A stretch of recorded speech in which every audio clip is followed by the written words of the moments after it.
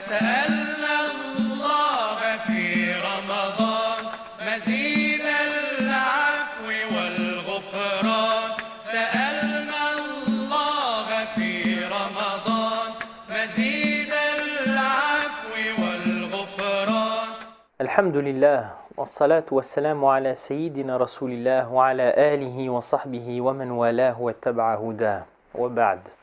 Toujours d'après l'imam Bukhari, Abu Huraira radiyallahu anhu rapporte que le prophète alayhi salatu wassalam dit As-siyamu junnah, le jeûne est une protection. فإذا كان يوم صوم أحدكم فلا يرفث ولا يصخب. Si l'un de vous accomplissait le jeûne, eh bien, qu'il ne profère pas de paroles futiles et qu'il ne profère pas de paroles offensantes. فإذا كان يوم أحدكم فلا يرفث ولا يصخب وإن سابه أحد أو قاتله فليقل إني صائم إني صائم. Et si quelqu'un l'agresse ou profère contre lui des paroles offensantes, eh bien qu'il dise je jeûne 2 fois. Le jeûne est une protection et d'ailleurs les ablutions également. Le prophète alayhi salatu wassalam nous enseigne que al-wudu'u silahul mu'min. Les ablutions sont l'arme du croyant.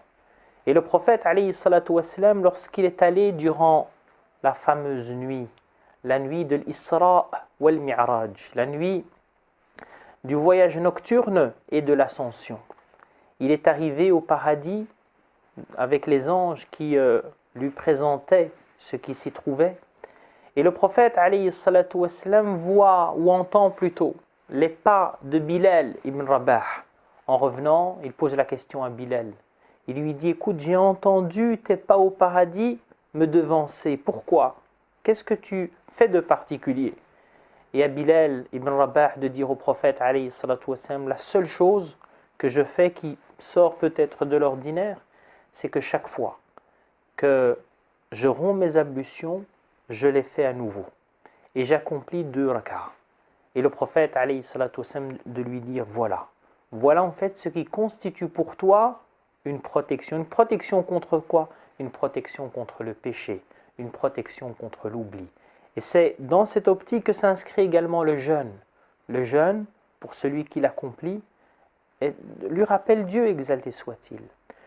Lui rappelle la nécessité de ne pas commettre un certain nombre de péchés qui pourraient amoindrir la valeur du jeûne.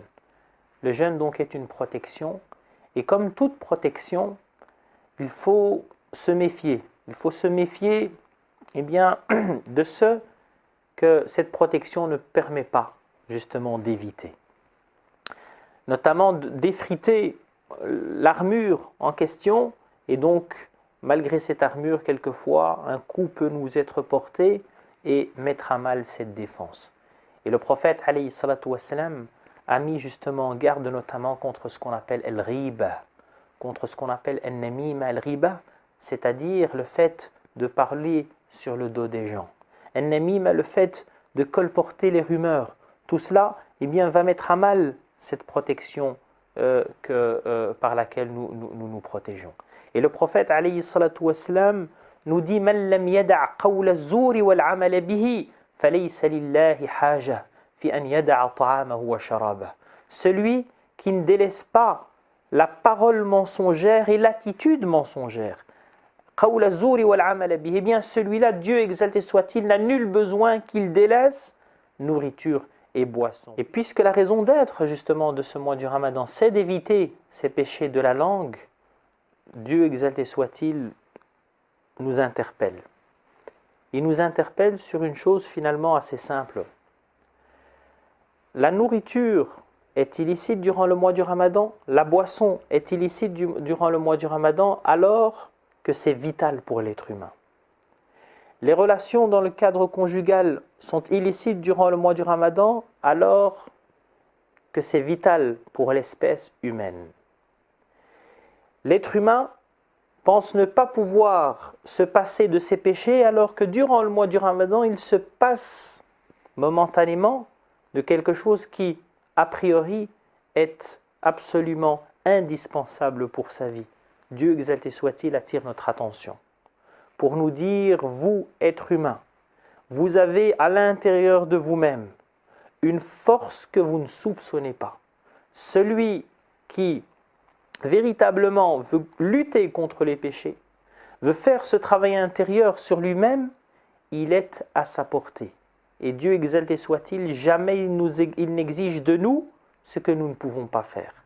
Il y a à l'intérieur de nous justement une force et Allah subhanahu wa ta'ala nous donne un truc pour le mois du Ramadan. فَإِنْ سَابَّهُ أَحَدٌ أَوْ قَاتَلَهُ, celui qui profère contre le croyant, contre le jeûneur, des injures. Celui qui veut combattre le jeûneur, quelle est la manière dont Dieu exalté soit-il lui demande de réagir? Eh bien de dire à 2 reprises, Ana sa'im, je jeûne, je jeûne. Alors le prophète alayhi salatu wassalam répète 2 fois et le rapporteur du hadith précise, en fait c'est 2 fois pour une simple raison qui est que l'être humain ne peut être fort justement pour pouvoir contrer, pour pouvoir réagir donc au mal qui lui est fait qu'à partir du moment où il est en paix avec lui-même. Et donc en réalité, le premier appel est à faire à soi-même. Et Allah subhanahu wa ta'ala met l'être humain face à cette responsabilité-là. An-nafs, jihadun nafs. Et le prophète alayhi salatu wassalam, de retour d'un combat, qu'est-ce qu'il dit aux compagnons? Il lui dit laqad raja'tum min al-jihad al-asghar ila al-jihad al-akbar. Vous revenez du petit jihad vers le grand, c'est-à-dire que lorsque vous combattez l'ennemi qui vous agresse, eh bien en réalité l'effort que cela demande de vous est un effort minime. Par contre, l'effort le plus important, c'est celui que vous avez à mener contre vous-même. Et vous avez besoin pour cela d'une protection. Et le jeûne est une protection pour celui qui veut cheminer vers le Seigneur exalté soit-il. C'est une protection puisque Dieu exalté soit-il ouvre le contact avec lui, exalté soit-il. Et Allah subhanahu wa ta'ala nous dit dans le Coran, Ya ayyuhalladhina amanu kutiba alaykumus siyamu kama kutiba ala alladhina min qablikum la'allakum tattaqun. Ô vous les croyants, il vous a été prescrit un jeûne comme cela a été prescrit aux communautés antérieures, afin que vous puissiez développer à l'intérieur de vous-même ce qu'on appelle at-taqwa. Et at-taqwa, c'est justement cette présence particulière à Dieu, exalté soit-il. Cette clairvoyance particulière qui va nous permettre de développer à l'intérieur de ce cœur la crainte de Dieu, exalté soit-il. Crainte que vivait le prophète alayhi salatu wassalam à chaque instant de sa vie. Imaginez quelqu'un qui, durant le mois du Ramadan, et c'est, walhamdulillahi rabbil alamin, le cas pour la majorité des croyants. La majorité des croyants, durant le mois du Ramadan, ils n'imaginent même pas consommer en cachette de la nourriture, des boissons, etc. Pourquoi? Pourquoi? Eh bien tout simplement parce qu'Allah subhanahu wa ta'ala lui offre cette protection. Par contre, il commet des péchés. Et ces péchés-là, il les commet en cachette. Et il pense être en cachette, donc il pense pouvoir faire cela également en cachette de Dieu, exalté soit-il. Allah subhanahu wa ta'ala lui rappelle son regard à travers le mois du Ramadan. Est-ce qu'il t'est arrivé de consommer de la nourriture et des boissons durant le mois du Ramadan? Non. Pourquoi? Eh bien parce que tu sens justement ce regard de Dieu, exalté soit-il, sur toi.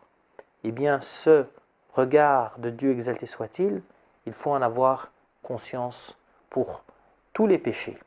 Pour tous les péchés que nous sommes susceptibles de commettre, et les plus importants, puisque le prophète, alayhi salam, voulant résumer les principes de la religion, que nous dit-il? Il nous dit, alayhi salatu wassalam, il nous dit ad-dinul mu'amala. La religion, eh bien en réalité, ce sont les relations sociales.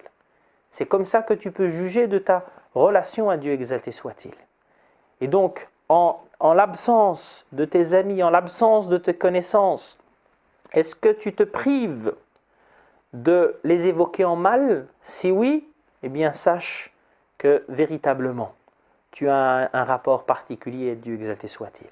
Donc demandons au Seigneur subhanahu wa ta'ala de nous permettre, durant ce mois du Ramadan, de développer ce lien si particulier à Dieu exalté soit-il que nous appelons at-taqwa, c'est-à-dire la présence à Dieu exalté soit-il. Allahumma ighfir lana dhunubana wa kaffir 'anna sayyi'atina wa tawaffana ma'al abrar. أجاب دعاءنا